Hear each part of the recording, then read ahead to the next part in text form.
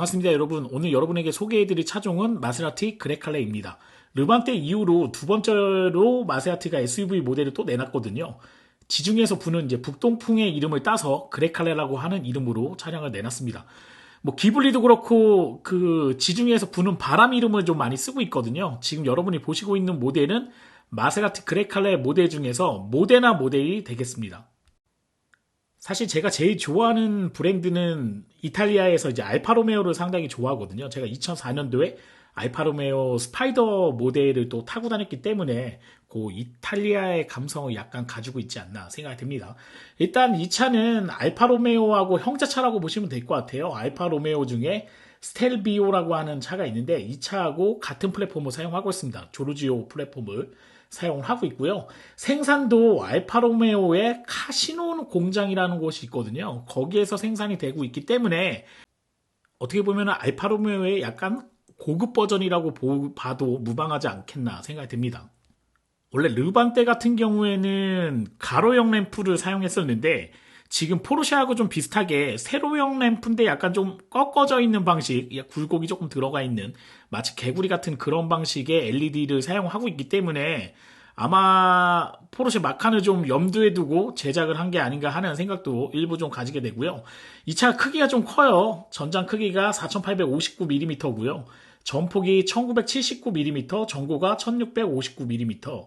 그 다음에 휠베이스가 2001mm이기 때문에 어떻게 보면은 경쟁차라고 할 수 있는 포르쉐 마칸보다는 한 10여 cm 정도 크고, 네, 아주 뭐 풀사이즈는 아니고 미드 사이즈 SUV 중에서는 조금 작은 모델이긴 하지만 그래도 어느 정도 크기를 좀 가지고 있는 그런 모델이다 보시면 될 것 같고, 테일램프는 그 마세라티의 3200GT라고 하는 모델이 있었거든요. 약간 마시마로 같이 생긴 모델이 있었는데 주지아로가 디자인했던 그 디자인을, 네, 부메랑 디자인을 그렇게 형상해서 만들었기 때문에 아마 20년 전에 봤던 차하고 지금 차하고 보면 크게 차이가 많이 없지 않나 이런 생각을 좀 가지게 되는 모델이긴 합니다. 트렁크 공간은 535리터 정도 되기 때문에 BMW 5 시리즈 정도의 그 정도의 트렁크 공간을 형성하고 있고요. SUV 모델이기 때문에 전고가 좀 있잖아요. 이제 접게 되면은 아마 1600리터 정도 내외되는 그 정도의 적재 공간을 가지고 있기 때문에 크지도 않고 작지도 않고 그냥 요 정도 사이즈에서는 적당한, 네, 트렁크 공간을 좀 확보하고 있는 모델입니다. 좀 독일차 같은 느낌이 좀 많이 나요. 원래 이태리 차가 저도 마찬가지고 약간 보면 조금 뭔가 모르게 조금 다르다 이런 느낌이 있는데 이거는 짜임새가 독일차의 느낌이 좀 많이 나게끔 짜임새를 해놨기 때문에 아마 이런 부분을 보시면 뭐 마세라티라고 하는 브랜드 중에서는 가장 좀 짜임새 있게 나온 모델이라고 여러분이 느끼실 수 있을 것 같습니다.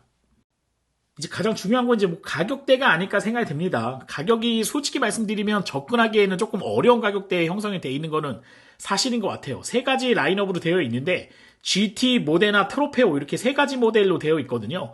GT하고 모데나는 4기통 2000cc짜리 마일드 하이브리드 엔진이 터보 엔진이 장착이 되어 있는데 출력은 GT가 300마력, 그 다음에 지금 여러분이 보시고 있는 모데나는 330마력입니다. 마력수만 좀 차이가 나고요. 토크는 비슷하거든요. 요 모델 같은 경우에는 가격대가 GT는 9,900만원, 모데나의 가격은 1억 3,300만원입니다. 가격 차이가 왜 이렇게 나는지는 영상 마지막에 여러분에게 설명을 드리도록 하겠습니다. 트로페어는 1억 6,900만원에 형성이 되어 있기 때문에 쉽게 접근할 수 있는 그런 모델은 아닐 거라고 생각이 되는데 아무래도 마세라티 모델, 저는 솔직히 말씀드리면 약간 뭐 그 르반떼보다는 좀 작은 사이즈이기 때문에 한 단계 아래 정도에 위치하지 않겠나. 그래서 1억 언저리 정도에서 왔다 갔다 할 거라고 예상을 했는데 가격대가 뭐 르반떼하고 비교해도 거의 차이가 없습니다. 그래서 뭐 엔진은 좀 작아졌는데 가격은 조금 상승된 그런 느낌이 있긴 한데 최근에 다운사이징 자체가 워낙 뭐 인기다 보니까 거기에 맞춰서 좀 세팅을 한 게 아닌가 생각이 됩니다.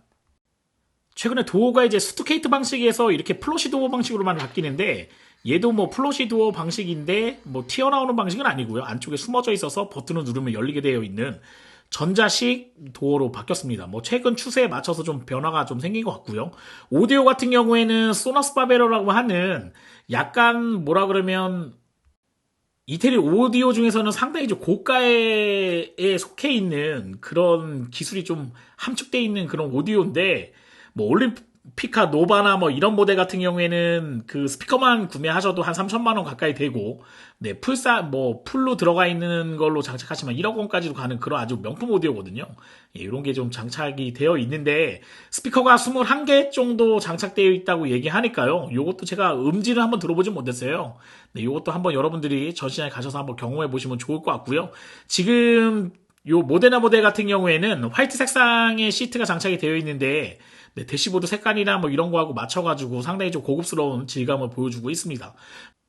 디스플레이나 뭐 이런 부분도 전자식으로 다 바뀌었고요. 좀 깜짝 놀랐던 것 중에 하나는 라이트 조종하는 게 원래 왼쪽에 있었거든요. 뭐 시동 버튼도 왼쪽에 있었는데 이 라이트 조종하는 버튼 자체가 없어지고 디스플레이 안쪽으로 들어갔더라고요. 그래서 왜 이렇게 들어갔을까 곰곰이 생각해 보니까 라이트를 오토로 맞춰놓고 나면은 특별하게 조종할 일이 많이 없으니까 차량 안쪽으로 아예 집어넣은 게 아닌가 생각이 됩니다. 아마 독일차하고 비교해 보시면 가장 색다르게 느껴지시는 부분이 보통 독일차는 12.3인치 클러스터하고 바로 옆에 내비게이션 12.3인치 클러스터나 뭐 이런 게 붙어 있게 되어 있거든요. 근데 마세라티는 되게 고집스럽다 하는 느낌. 그 다음에 전통적으로 디자인 자체를 원래 이렇게 하는구나 하는 걸 느끼는 게 10.3인치 클러스터가 장착이 돼 있어요. 근데 내비게이션은 하단 쪽에 좀 내려놨습니다. 그래서 상단은 12.3인치 클러스터로 장착이 되어 있고요. 하단 쪽에는 에어컨을 조정할 수 있는 이 액정으로 다 되어 있거든요. 8.8인치짜리 디스플레이가 들어가 있습니다. 그 8.8인치짜리 디스플레이하고 12.3인치 중간에 PRND 전자식 버튼식으로 되어 있는 피아노 방식으로 되어 있는 네, 기어가 들어가 있기 때문에 이런 것도 좀 독특하지 않나 생각이 되고, 뒷좌석에 앉아봤는데 대략 한 20cm 정도의 간격을 유지하고 있기 때문에 가족 단위로 이동하시는 분들도 충분히 네, 사용하실 수 있을 것 같고요. 스티어링 휠 질감도 상당히 좀 좋습니다. 네, 뭐 독일차하고 비교해도 형상도 좀 비슷하고요. 좀 독특한 거는 이 패드 시프트가 그 스티어링 휠 뒤편에 붙어 있는 게 아니라 고정식으로 되어 있어요. 페라리나 뭐 람보르기니나 뭐 이런 차처럼 고정식으로 되어 있기 때문에 마세라티가 가지고 있는 이 스포츠 감성을 그대로 이식을 하고 있고, 휠 사이즈가 좀 작아졌어요. 그래서 여성분들도 운전하기가 좀 편하다 이렇게 보시면 될 것 같고, 다이얼이 스티어링 휠 내부에 오른쪽에 하나가 있고 왼쪽에 하나가 있는데, 오른쪽에는 드라이버 셀렉트 모드가 장착이 되어 있고요. 그 다음에 왼쪽에는 시동 버튼이 들어가 있고, 위쪽에는 다기능 스티어링 휠이 장착이 되어 있는데, 뭐 이제 그 반자율 관련된 ADAS 관련된 기능들이 탑재가 되어 있습니다. 이것도 독일차하고 비교해 보면 마세라티가 이전 세대보다 조금 떨어진다 이런 느낌이 있었는데, 휠 다이얼을 좀 돌려보니까 질감이라던가 이런 부분이 상당히 좀 네, 다르다. 기존에 나왔던 마세라티하고 조금 다른 느낌으로 여러분이 확인하실 수 있으실 것 같습니다.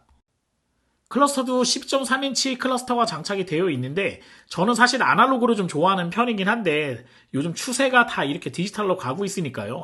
아무래도 이런 추세에 좀 맞춰서 해야 되지 않겠나 생각이 되고, 해상도가 상당히 좋아요. 그래서 국산차 같은 경우에는 사실 액정 크기는 크거나 뭐 이렇게 여러 가지 보기에는 좋아 보이긴 하는데 해상력이 좀 떨어지는 경우가 있거든요. 근데 실제 여러분이 가셔서 보시면 해상력이 상당히 좀 뛰어납니다. 그래서 그 하단 쪽에 있는 요 내비게이션 같은 경우에도 해상도가 되게 좋아가지고 시인성이라던가 이런 부분에서 상당히 좋았고요. 아마 사용하시는 분들은 상당히 좀 편하다 이런 느낌을 받으실 것 같고, 물리적인 버튼이 좀 많이 없어졌어요. 그래서 버튼을 조금 많이 쓰셨던 분들한테 조금 이질감이 있으실 것 같고, 실제 그냥 이렇게 디지털적으로 되어 있는 걸로 좋아하시는 분들한테는 마세라티가 상당히 좀 좋아졌구나 하는 느낌도 많이 받으실 것 같습니다. 지금 보시는 것처럼 네, 이렇게 비상 라이트도 물리적 버튼인데 햅틱 기능을 좀 집어넣기 때문에 이것도 조금 다르다 하는 느낌이 있고, 기어 방식이 예전에 이렇게 컬럼식 기어였는데 PRND 방식으로 해서 네, 버튼을 눌러서 조종하는 방식으로 바뀌었기 때문에 이런 부분도 좀 고급진 느낌. 그 다음에 뭐 어두울 때는 기어가 어딨는지 못 찾을 것 같아요. 이런 것도 조금 색다른 느낌이 아닐까 생각됩니다. 자, 참고로 말씀드리면 작년에 마세라티가 판매했던 유닛이 약 3만 대 정도를 판매를 했어요. 그 중에 르반떼가 15,000대 정도 판매를 했고, 기블리가 4,000대. 그 다음에 여러분이 보시는 그레칼레 같은 경우에도 출시한 지가 한 2달, 3달밖에 안 됐잖아요. 이것도 한 4,000대 정도 판매가 됐는데, 아마 올해는 판매량이 좀 늘어나지 않겠나 생각이 됩니다. 아마 그레칼레가 한 10,000대 이상은 판매를 할 것 같고요. 작년보다는 올해가 훨씬 더 마세라티에는 성장세에 좀 있지 않나 이런 생각을 좀 가지게 되거든요. 아마 요 모델이 좀 가격 경쟁력이 조금 더 있었으면 하는 생각을 좀 가지게 되는데 좀 아쉬운 부분은 그 부분이 가장 아쉽지 않나 생각됩니다. 원래 그 시계 같은 시계가 이렇게 그 아날로그 시계가 있었는데 디지털 시계로 바뀌면서 요 그래픽도 상당히 좀 좋아졌거든요. 요것도 여러분이 원하시는 걸로 바꿀 수가 있습니다. 이렇게 디지털 시계로 놓을 수도 있고 버튼에 따라가지고 아날로그 시계로도 전환하실 수도 있고 그 다음에 뭐 G포스라던가 이런 네, 횡지에 관련된 요 힘의 요런 거를 여러분이 요 조그만 액정을 통해서 살펴볼 수 있기 때문에 이것도 뭐 포르쉐 타시는 분들 크로노에 대한 요 환상이 좀 있잖아요. 뭐 이런 게 좀 있는데 이런 거를 여러분이 드라이빙 관련된 거를 좀 보실 수 있고 콤파스 기능이라든가 이런 것도 들어가 있으니까요. 한번 살펴보시면 좋을 것 같습니다. 그래픽이 상당히 좋습니다. 자, 마지막으로 여러분이 궁금해하시는 가격 이야기 조금 하고 마무리하도록 할게요. GT는 9,900만 원. 그 다음에 원래 GT P 모델이 있었거든요. 1억 2,100만 원에 들어온다 그랬는데 요거는 이제 안 들어온 것 같고 모데나가 1억 3,300만 원, 트로페오가 1억 6,900만 원입니다. 아마 가격 차이가 좀 많이 나지 않나 이렇게 느끼실 거라고 생각되는데 아마 GT 모델은 거의 엔트리 모델로 네, 아마 시트 색상도 검정색으로 되어 있는 것 같고 이렇게 좀 뭐 선택할 수 있는 폭이 없거든요. 근데 모데나나 트로페오는 공동의 옵션이 있습니다. 에어 서스펜션이 장착이 되어 있는데 이게 이제 가변식으로 움직이게 되어 있어요. 그래서 고속 주행하게 되면은 밑으로 가라앉게 돼 있고 뭐 오프로드 기능으로 하게 되면 위로 올라가게 돼 있는데 한 65mm 정도, 네, 그러니까 한 6.5cm 정도 위 아래로 올라갈 수 있는 그런 기능이 들어가 있고요. 그 다음에 트로페오 같은 경우에는 그 MC20에 들어가는 그 넵튠 엔진이 장착이 되어 있어요. 그 출력 자체가 530마력 정도 되기 때문에 뭐 이거는 뭐 어느 정도 뭐 감안할 수 있을 것 같습니다. 좀 2.0 엔진 좀 아쉽긴 합니다. 원래는 그 르반떼에서는 그 F160 엔진이 있었기 때문에 요 모델을 조금 싸게 공급할 수 있었거든요. 물론 이제 그 엔진 자체도 마나넬로에서 제작을 한 거예요. 네, 그 페라리에서 어셈블을 해준 거긴 한데 그래도 아무래도 뭐 그룹사 내에서 이렇게 좀 조정을 해서 만들 수 있었는데 마세아트 단독으로 지금 하다 보니까 아무래도 가격대적인 부분에서 조금 경쟁력을 좀 잃어버린 부분이 약간 있지 않나 생각됩니다. 그래도 차를 보시게 되면 상당히 좀 매력적인 디자인으로 여러분에게 다가가고 있기 때문에 아마 고급 차를 생각하시는 분들한테는 뭐 마카는 좀 오래됐잖아요. 이런 모델하고 비교해보면 큰 대안이 되지 않겠나 좀 생각이 되긴 합니다. 저는 에이텐트였고요. 다음에 더 좋은 영상으로 찾아뵙도록 하겠습니다. 고맙습니다.